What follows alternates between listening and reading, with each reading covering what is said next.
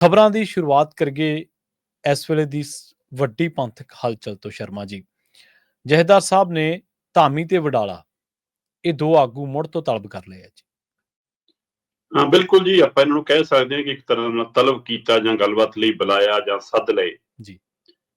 ਅਸਲ ਦੇ ਵਿੱਚ ਜਦੋਂ ਇਹ ਸਾਰੀ ਪ੍ਰਕਿਰਿਆ ਮੁਕੰਮਲ ਹੋਣ ਤੋਂ ਬਾਅਦ ਇੱਕ ਪਾਸਾ ਇਹ ਨਜ਼ਰ ਆਉਣ ਲੱਗਾ ਕਿ ਉਹ ਕਿਸੇ ਵੀ ਹਿੱਲੇ ਵਸੀਲੇ ਪੂਰਨ ਹੁਕਮਨਾਮੇ ਮੰਨਣ ਲਈ ਪ੍ਰਵਾਨ ਨਹੀਂ ਤੇ ਉਹਨਾਂ ਨੇ ਆਪਣੀ ਮੁਹਿੰਮ ਅੱਗੇ ਵਧਾ ਦਿੱਤੀ ਆ।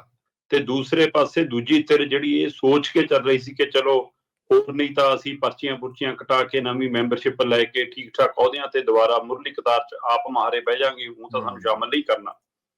ਉਹ ਧਿਰ ਵੀ ਹੁਣ ਐ ਮਹਿਸੂਸ ਕਰ ਰਹੀ ਹੈ ਕਿ ਵੀ ਉਹ ਵੀ ਸਾਰਾ ਕੁਝ ਗਿਆ ਤੇ ਅਸੀਂ ਠੱਗੇ ਵੀ ਗਏ ਕਿ ਸਾਡੇ ਹੱਥ ਤਾਂ ਫਿਰ ਕੁਝ ਨਹੀਂ ਆਇਆ। ਪਰ ਉਹਨਾਂ ਦੇ ਵਿੱਚੋਂ ਜੇਕਰ ਕੋਈ ਸਿਰ ਦਿਖਦਾ ਤਾਂ ਗੁਰਪ੍ਰਤਾਪ ਬਡਾਲਾ ਦਿਖਦੇ ਨੇ ਤੇ ਗੁਰਪ੍ਰਤਾਪ ਬਡਾਲਾ ਹੋਰਾਂ ਨੇ ਦੁਬਾਰਾ ਉਸ ਆਪਣੇ ਸਾਥੀ ਨਾਲ ਲੈ ਕੇ ਜਥੇਦਾਰ ਸਾਹਿਬ ਤੱਕ ਪਹੁੰਚ ਅਪਰੋਚ ਕੀਤੀ ਸੀ ਕਿ 7 ਮੈਂਬਰੀ ਕਮੇਟੀ ਤਾਂ ਕੁਝ ਕੰਮੇ ਨਹੀਂ ਕਰ ਰਹੀ ਜੀ, ਸਾਨੂੰ ਕੀ ਹੁਕਮ ਹੈ।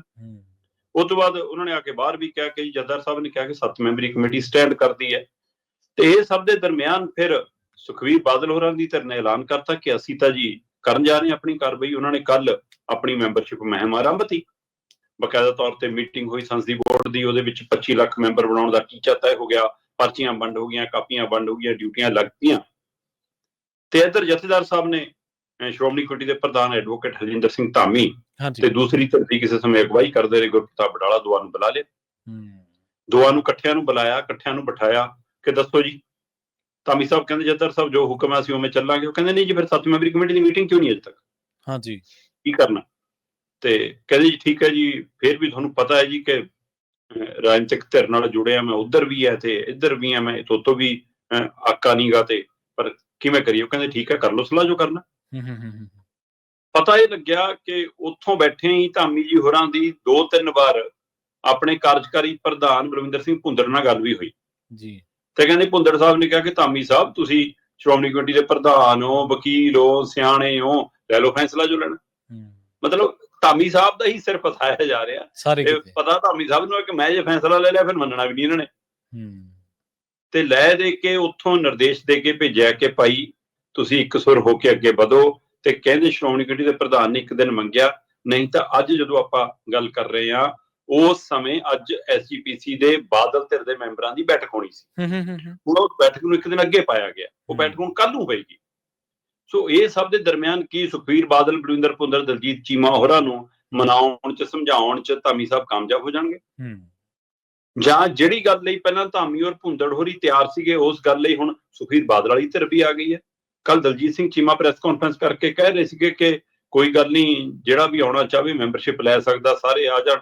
ਸੋ ਪਤਾ ਲੱਗ ਰਿਹਾ ਕਿ ਬਡਾਲਾ ਤੱਕ ਬਾਦਲ ਧਿਰ ਨੇ ਪਹੁੰਚ ਵੀ ਕੀਤੀ ਹੈ ਕਿ ਆਜੋ ਬਡਾਲਾ ਸਾਹਿਬ, ਤੁਹਾਡੀ ਵੀ ਡਿਊਟੀ ਲਾ ਦੇਣੀ ਜਿਵੇਂ ਧਾਮੀ ਸਾਹਿਬ ਦੀ ਲਾਈ ਆ। ਇੱਕ ਮਹੱਲਾ ਸ਼ਹਿਰ ਪਿੰਡ ਤੁਹਾਨੂੰ ਵੀ ਦੇ ਦਾਂਗੇ, ਤੁਸੀਂ ਨਵੇੜੋ ਮਸਲਾ। ਇਹ ਕਿਉਂ ਐਵੇਂ 7 ਮੈਂਬਰੀ ਕਮੇਟੀ ਵਾਲਾ ਮੁੱਦਾ ਬਣਾਇਆ ਹੁਣ ਜੀ। ਪਰ ਕੀ ਇਕੱਲੇ ਬਡਾਲਾ ਦੇ ਆਉਣ ਨਾਲ ਮਸਲਾ ਹੱਲ ਹੋ ਜਾਏਗਾ, ਜਾਂ ਅਕਾਲੀ ਦਲ ਦੇ ਹਵਾਲੇ ਨਾਲ ਆਪਾਂ ਲਗਾਤਾਰ ਜਿਹੜੇ ਪਹਿਲੂ ਤੇ ਗੱਲ ਕਰਦੇ ਰਹੇ ਹਾਂ ਕਿ ਉਹ ਲੀਕ ਖਿੱਚ ਰਹੀ ਆ। ਜਾਣਕਾਰੀ ਇਹ ਮਿਲ ਰਹੀ ਹੈ ਕਿ ਅੱਜ ਵੀ ਸੁਖਬੀਰ ਬਾਦਲ ਵਾਲੀ ਧਿਰ ਇਸ ਗੱਲ ਤੇ ਸਟੈਂਡ ਕਰਦੀ ਹੈ ਕਿ ਸਾਰਿਆਂ ਨੂੰ ਲੈ ਲਾਂਗੇ ਜਿਹੜੇ ਗਏ ਨੇ, ਸਾਰੇ ਆ ਜਾਣ, ਸਵਾਗਤ ਹੈ। ਪਰ ਨਹੀਂ ਲੈਣਾ ਤਾਂ ਕਹਿੰਦੇ ਜੀ ਕਿ ਚਰਨਜੀਤ ਬਰਾੜ ਨਹੀਂ ਲੈਣਾ, ਨਹੀਂ ਲੈਣਾ ਤਾਂ ਬੀਬੀ ਜਗੀਰ ਕੌਰ ਨਹੀਂ ਲੈਣੀ, ਨਹੀਂ ਲੈਣਾ ਤਾਂ ਪ੍ਰੇਮ ਸਿੰਘ ਚੰਦੂਮਾਜਰਾ ਨਹੀਂ ਲੈਣਾ। ਠੀਕ ਹੈ। ਸੋ ਇੱਕ ਪਾਸੇ ਮੈਂਬਰਸ਼ਿਪ ਮੁਹਿੰਮ ਸ਼ੁਰੂ ਹੋ ਗਈ ਆ, ਦੂਏ ਪਾਸੇ ਸ਼੍ਰੋਮਣੀ ਕਮੇਟੀ ਦੇ ਪ੍ਰਧਾਨ ਨੂੰ ਹਦਾਇਤ ਹੋਈ ਆ। ਸੋ ਕੱਲ੍ਹ ਵਾਲੀ ਬੈਠਕ ਕਾਫੀ ਕੁਛ ਤੈਅ ਕਰੂਗੀ ਤੇ ਇਹ ਸਭ ਦੇ ਦਰਮਿਆਨ ਇੱਕ ਵਾਰ ਫਿਰ ਜਥੇਦਾਰ ਕੰਨੀ ਉਹ ਸਾਰਿਆਂ ਵੱਲੋਂ ਦੇਖਿਆ ਜਾ ਰਿਹਾ। ਪਰ ਸੁਖਬੀਰ ਬਾਦਲ ਵਾਲੀ ਧਿਰ ਹੁਣ ਸਾਰੇ ਮਸਲੇ ਪਰਾਂ ਰੱਖ ਕੇ ਗਾਂਹ ਵੱਧ ਗਈ ਆ ਤੇ ਉਹਨਾਂ ਨੇ ਆਪਣੀ ਮੈਂਬਰਸ਼ਿਪ ਮੁਹਿੰਮ ਸ਼ੁਰੂ ਕਰ ਦਿੱਤੀ ਆ।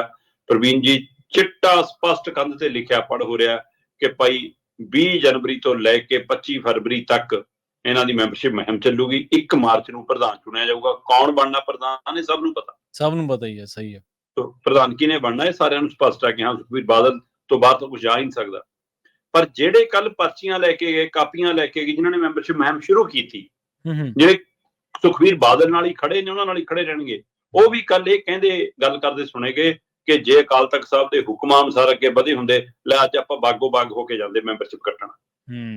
ਉਹਨਾਂ ਨੇ ਵੀ ਕਿਹਾ ਕਿ ਹੋਰ ਨਹੀਂ ਕਿਹਨੇ ਬਣ ਜਾਣਾ ਸੀਗਾ, ਤਾਂ ਵੀ ਲੈ ਦੇ ਕੇ ਤੁਹਾਡੇ ਕੋਲੇ ਸਾਰਾ ਕੁਝ ਸੀਗਾ, ਤੁਸੀਂ ਬਣੇ ਜਾਣਾ ਸੀ। ਪਰ ਖੁੱਲ ਕੇ ਮੂੰਹ ਤੇ ਕੌਣ ਕਹੇ, ਹੈ ਨਾ, ਕੌਣ ਕਹਿ ਕੇ ਰਾਣੀ ਅੱਗਾ ਟੱਕ, ਇਹ ਸਵਾਲ ਵੱਡਾ। ਸਹੀ ਸੀ, ਬਿਲਕੁਲ ਸਹੀ ਕਿਹਾ ਤੁਸੀਂ।